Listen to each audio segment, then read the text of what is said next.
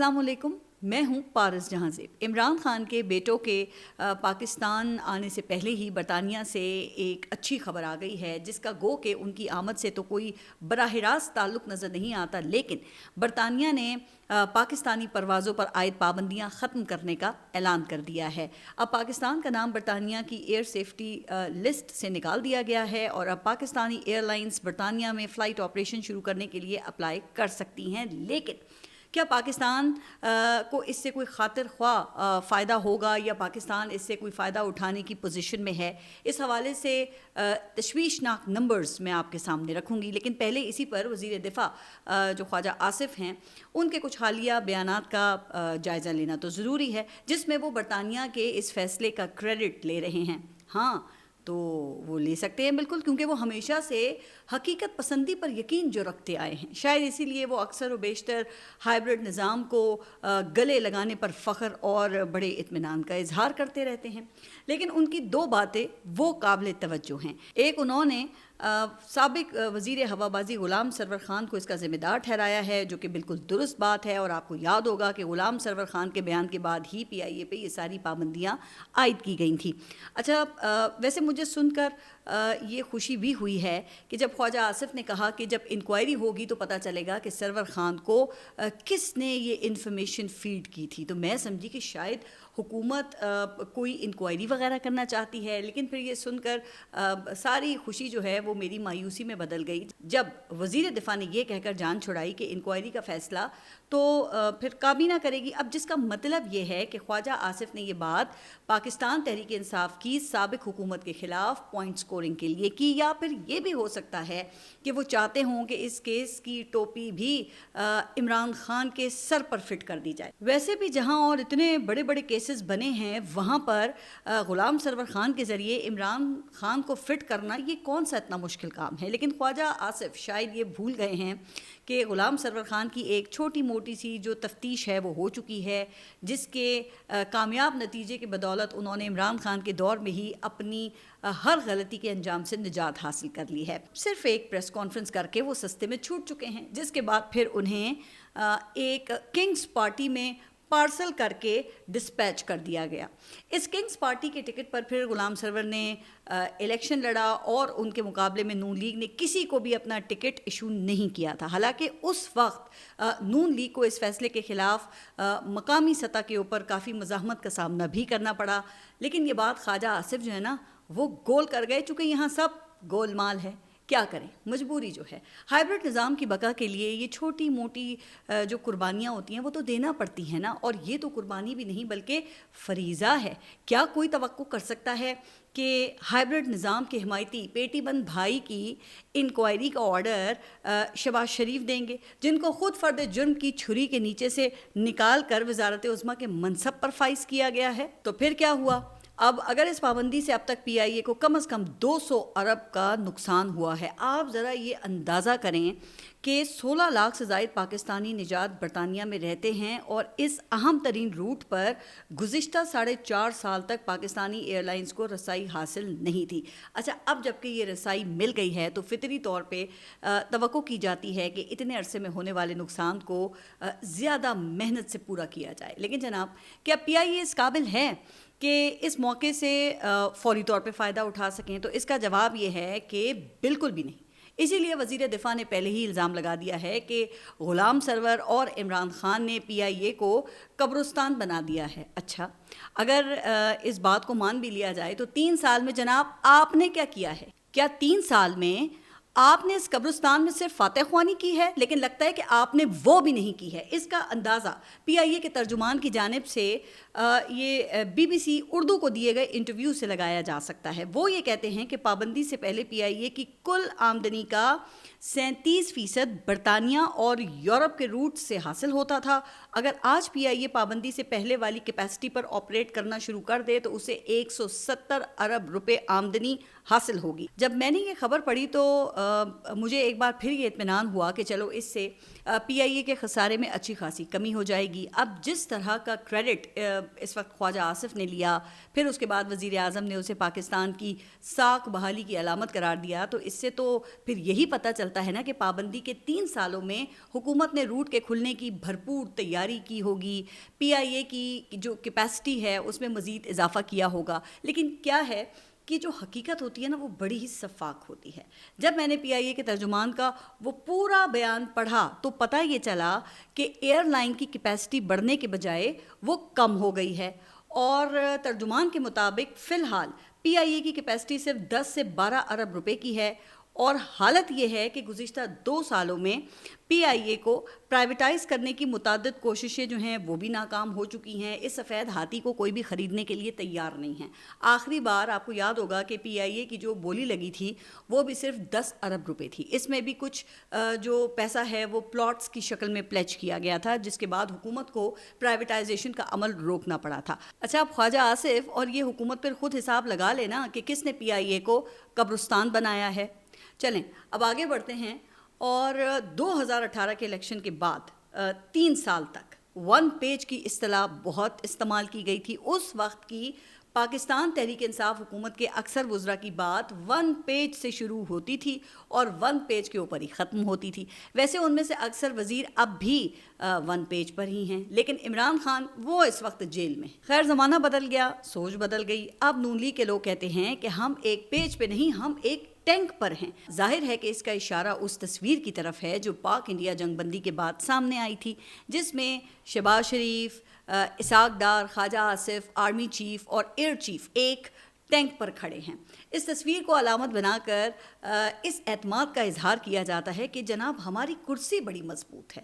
ویسے اس میں تو کوئی شک نہیں ہے کہ حکومت کی مضبوطی کے پیچھے ٹینک کی طاقت کا ہی کمال ہے. تو اگر پھر حکومت اس ٹینک پر سوار ہو کے اگر عمران خان کے اوپر گولہ باری کرے گی تو کیا خیال ہے کہ وہ کس کو اپنے ساتھ ہونے والے اس سلوک کا ذمہ دار ٹھہرائیں گے؟ ظاہر ہے کہ بھئی وہ اسی کو الزام دیں گے نا جس کے ہاتھ میں ٹینک کا کنٹرول ہوگا, اور ایسے ہی بالکل عمران خان نے کیا ہے. اور آرمی چیف کا نام لے لیا, جس کو بنیاد بنا کر اب ایک کاؤنٹر نیریٹو بنانے کی کوشش کی جا رہی ہے جو کہ انتہائی خطرناک ثابت ہو سکتا ہے. لیکن اس پر آنے سے پہلے عمران خان کے بیان اور اس کا جو تناظر ہے اس کو دیکھتے ہیں. اچھا, گزشتہ منگل کو پہلے علیمہ خان نے اور اس کے بعد پھر عمران خان کی ایکس پوسٹ میں بیان جاری ہوا. علیمہ خان نے یہ کہا کہ اگر عمران خان کو جیل میں کچھ ہوتا ہے تو اس کی ذمہ داری فیلڈ مارشل عاصم منیر پر ہوگی. پھر بدھ کو بالکل ایسا ہی بیان عمران خان کے ایکس اکاؤنٹ سے جاری ہوا, جس میں وہ کہتے ہیں کہ اپنی پارٹی کو واضح ہدایت کرتا ہوں کہ اگر مجھے جیل میں کچھ ہوا تو اس کا حساب عاصم منیر سے لیا جائے. پھر عمران خان نے اس کا تناظر بیان کرتے ہوئے کہا کہ پچھلے کچھ روز سے جیل میں مجھ پر سختیاں مزید بڑھا دی گئی ہیں. میری اہلیہ بشرا بیگم پر بھی سختی کا دائرہ کار بڑھا دیا گیا ہے. میرے اور میری اہلیہ کے تمام انسانی اور قیدیوں کو دیے جانے والے حقوق وہ معطل ہیں, جس کا حساب ہونا چاہیے. اچھا, پھر اس سلوک کو انہوں نے لنک کرتے ہوئے یہ کہا کہ مجھے معلوم ہے کہ ایک کرنل اور جیل سپرنٹینڈنٹ انجم یہ سب کچھ عاصم منیر کے کہنے پر کروا رہے ہیں. ویسے دلچسپ بات یہ ہے کہ منگل کے روز ہی جیل سپرنٹینڈنٹ کی جانب سے ایک وضاحتی بیان جاری ہوا. حالانکہ اس وقت عمران خان کا پیغام پبلک کے لیے جاری نہیں ہوا تھا. تو اس سے تو پھر یہ صاف لگتا ہے کہ جیل سپرنٹینڈنٹ کافی پہنچی ہوئی شخصیت ہیں, وقت سے پہلے ہی وہ ارادہ بھانپ لیتے ہیں. اس لیے انہوں نے الزام سے پہلے ہی وضاحت جاری کر دی ہے, جس میں انہوں نے کہا کہ عمران خان کو بی کلاس کی تمام سہولتیں دی گئی ہیں. یہ ان کی طرف سے دعویٰ کیا گیا. ان سہولیات میں خوراک, صحت, مطالعہ کتب اور ورزش کی سہولیات شامل ہیں.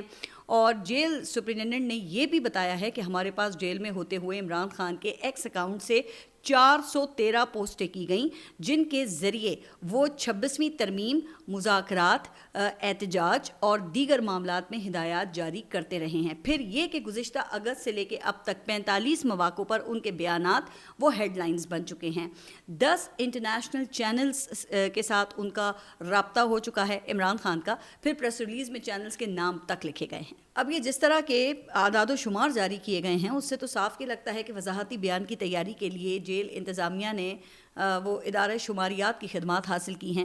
ویسے کیا ہی اچھا ہوتا نا کہ اگر ادارہ شماریات یہ بھی بتا دیتا کہ بھئی کتنی بار عمران خان سے لسٹ میں شامل لوگوں کو ملنے کی اجازت نہیں دی گئی اور ان کی جگہ اپنی پسند کے لوگ بھیجے گئے. کیا وجہ ہے آخر کہ بیرسٹر سیف کا رابطہ تو دن اور رات کے کسی بھی وقت بغیر لسٹ میں نام شامل ہونے کے بھی ہو جاتا ہے, لیکن جن ناموں کے اوپر کاٹا ہے انہیں گیٹ سے ہی واپس کر دیا جاتا ہے, جو کہ ہائی کورٹ کے آرڈر کی کھلی خلاف ورزی ہے۔ اچھا، پھر جب اس خلاف ورزی کے خلاف ہائی کورٹ میں توہین عدالت کی درخواست دی جاتی ہے تو وہ بھی سماعت کے لیے مقرر نہیں ہوتی، لیکن شاید یہ باتیں ادارہ شماریات کے دائرہ کار سے باہر کی ہیں، اس لیے وضاحت کا حصہ بالکل نہیں بن سکتی۔ لیکن ہر طرف نظر رکھنے والا شخص تو یہ دیکھ سکتا ہے کہ یہ بندوبستی نظام کیسے چل رہا ہے، کون چلا رہا ہے، اور یہ اسی کے کمالات ہیں کہ آج پاکستان تحریک انصاف کی تنظیم ایک دوسرے کے خلاف صف آرا ہے۔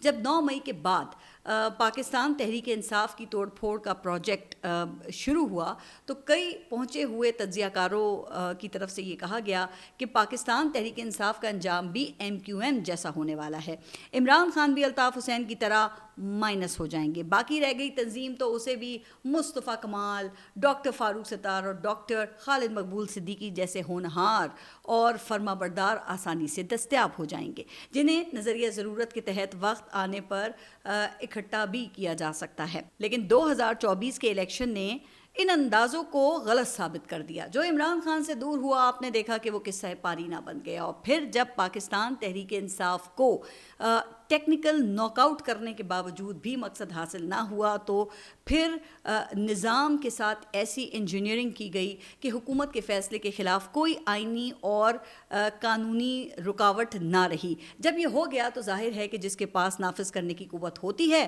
پھر حکم تو اسی کا چلتا ہے نا۔ ان حالات میں اگر عمران خان کی جانب سے کوئی بات کی گئی ہے تو اس کو تناظر میں رکھ کر دیکھنا چاہیے پھر، لیکن فیلڈ مارشل کو ذمہ دار ٹھہرانے کے میرٹ پہ میں بات نہیں کروں گی، مگر جو کچھ ہو رہا ہے اس کے سیاسی اثرات ہاں وہ تو سب کے سامنے ہیں۔ طاقت کے ایوانوں کی خبریں دینے والے جو تجزیہ کار ہیں وہ تو اب بھی خیر یہی کہہ رہے ہیں کہ ایسے بیانات دے کر عمران خان مزید سختیوں کو دعوت دے رہے ہیں، اپنی قید کو مزید لمبا کر رہے ہیں۔ اچھا، آپ کو یاد ہوگا کہ اسی طرح کا بیان عمران خان نے گزشتہ سال یہ اپریل اور اگست میں بھی دیا تھا، جس میں انہوں نے آرمی چیف کو اپنے ساتھ ہونے والے سلوک کا ذمہ دار ٹھہرایا تھا۔ تو کیا پھر اس سے یہ سمجھا جائے کہ ان کی قید میں ہونے کی وجہ وہ پہلے والے بیانات ہیں نہ کہ کیسز؟ ویسے اس بات کا احساس عمران خان کو بھی بڑے اچھے طریقے سے ہے۔ اس حوالے سے عمران خان نے اپنے حالیہ پیغام میں یہ کہا ہے کہ میں تمام عمر بھی جیل میں رہنے کو تیار ہوں، لیکن ظلم و جبر کے آگے جھکنے کا سوال ہی پیدا نہیں ہوتا۔ پاکستانی قوم کو بھی میں یہی پیغام دیتا ہوں کہ کسی صورت جبر کے اس نظام کے سامنے نہ جھکیں۔ ویسے میرا خیال یہ ہے کہ قوم جبر کے سامنے جھکی ہے اور نہ ہی جھکے گی۔ البتہ قوم جن نمائندوں کو منتخب کرتی ہے ان میں سے کئی تو بدل جاتے ہیں، لیکن صرف جبر کی وجہ سے نہیں، کیونکہ تاریخ ہمیں یہ بتاتی ہے کہ لالچ بھی حکمرانوں کا بہت بڑا ہتھیار رہی ہے۔ حکومتوں کے پاس ضمیر خریدنے کی ظاہر ہے کہ قیمت ہوتی ہے، جسے دے دلا کر بیعت کروا لی جاتی ہے۔ اب ایسے ہی تو پھر اس وقت پاکستان تحریک انصاف کے اندر بھانت بھانت کی بولیاں نہیں بولی جاتی نا، اس کے لیے پوری محنت ہوئی ہے۔ لیکن اس موقع پر عمران خان کی جانب سے پارٹی کو باہمی اختلافات چھوڑ کر احتجاج پر فوکس کرنے کا کہا گیا ہے، اور یہ یقین دہانی بھی کروائی گئی ہے کہ لیڈرشپ میں جس نے احتجاج میں بھرپور حصہ نہ لیا اس کا فیصلہ میں خود کروں گا۔ اب دوسری طرف نظر دوڑائیں تو خواجہ آصف کا خیال یہ ہے کہ پاکستان تحریک انصاف کے لوگوں کی حکومت کے ساتھ دشمنی کم اور آپس میں زیادہ ہو گئی ہے۔ ان کے مطابق پاکستان تحریک انصاف والوں کو کسی سیاسی دشمن کی ضرورت نہیں، وہ اپنے لیے خود ہی کافی ہیں۔ ویسے بظاہر خواجہ آصف کی بات جو ہے وہ تو درست دکھائی دیتی ہے، چونکہ جس طرح کا غصے والا ایکسپریشن سلمان اکرم راجہ نے عالیہ حمزہ کے لیے استعمال کیا ہے تو لگتا ایسا ہے کہ جیسے وہ کسی دشمن کے بارے میں بات کر رہے ہیں۔ اب ہو سکتا ہے کہ پریشر ہو، باہمی اعتماد کی کمی ہو، لیکن اس کو دور کرنے کے لیے زیادہ پھر رابطے کی ضرورت ہے، نہ کہ پریس کے ذریعے ایک دوسرے کو یہ کھا جانے والے جو بیانات ہیں وہ بھیجنے کی۔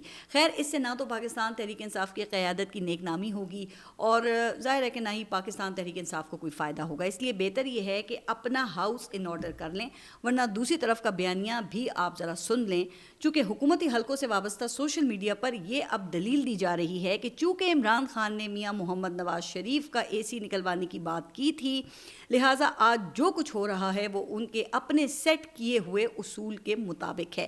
یعنی جناب یہاں انتظامیہ کو اختیار ہے کہ وہ جو چاہے کرے. ویسے مجھے حیرت اس بات کی ہے کہ بڑے بڑے نامی گرامی تجزیہ کار ماضی کی ایک ناپسندیدہ بات کو عمران خان کے ساتھ ہونے والے موجودہ سلوک کا جواز بنا رہے ہیں.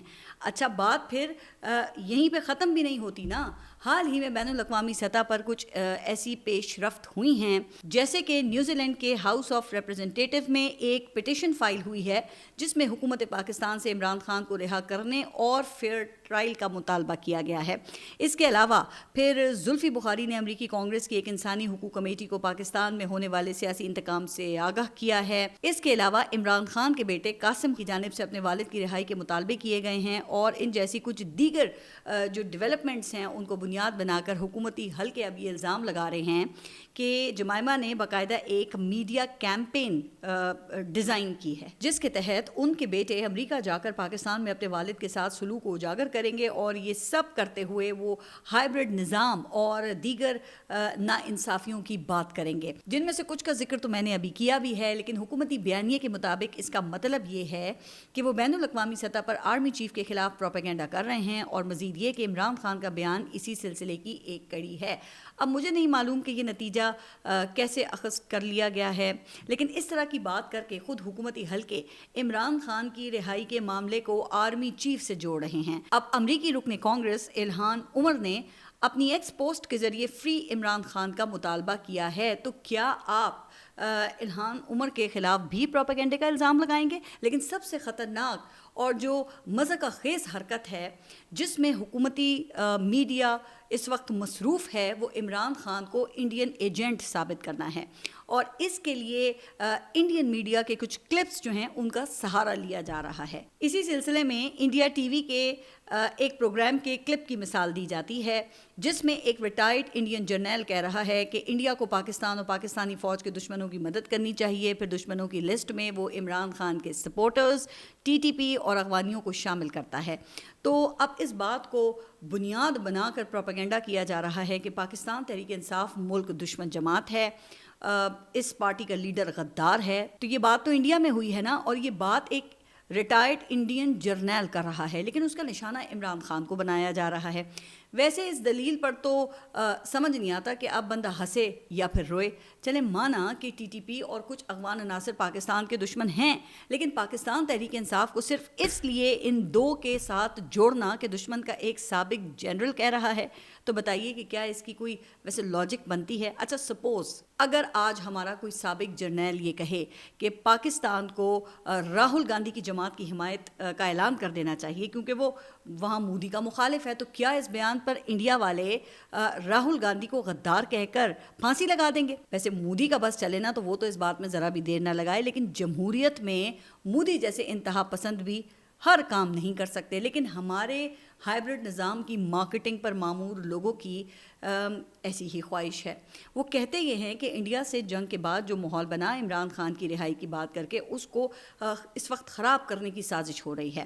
تو اب اس پر اتنا ہی کہا جا سکتا ہے کہ جناب سازش کی ایسی کہانیاں تو ہمیں سنتے سنتے کچھ 70 سال گزر گئے ہیں, لیکن ان کہانیوں میں غدار قرار دیے گئے جو اکثر لیڈرز ہیں ان کو عوام نے سرفراز کیا ہے. اس لیے اس کو نوشتہ دیوار پڑھ لینا چاہیے کیونکہ اپوزیشن کو ملیا میٹ کرنے اور اس عوام کو ٹیکسوں کے بوجھ تلے دفن کرنے کے بعد بھی اس حکومت کی کارکردگی پر کوئی فرق نہیں پڑ رہا.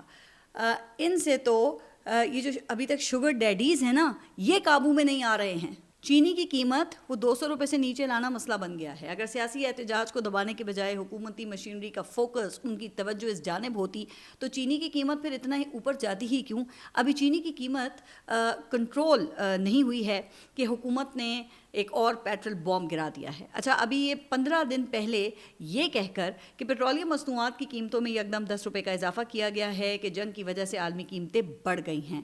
اب جنگ بھی ختم اور قیمتیں بھی نیچے آ رہی ہیں لیکن قیمتوں میں مزید 11.5 روپے تک کا اضافہ ہو گیا ہے, جبکہ حکومت کی توجہ قرضوں کے حصول پر ہے جس کے لیے قرض دینے والوں کی خواہشات کی تکمیل کی جاتی ہے.